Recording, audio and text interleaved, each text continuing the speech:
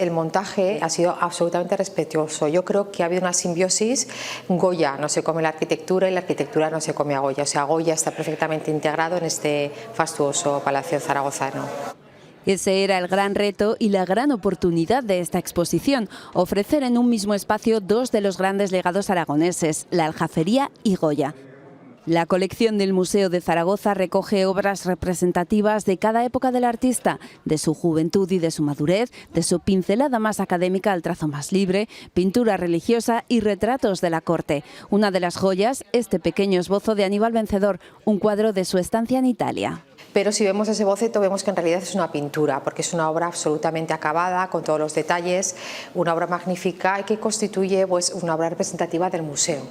Existe un vínculo que se remonta a los años 60 entre esta colección y el palacio, cuando el sueño de San José se compró por suscripción popular a través de donaciones y recaudaciones con actos culturales. La Aljafería intervino de manera muy directa porque donó para la compra lo correspondiente económicamente a 2 años de las entradas al Palacio de la Aljafería. La exposición recibirá miles de visitantes y también varios invitados, otros Goya de otros museos a los que ya se les ha reservado su espacio.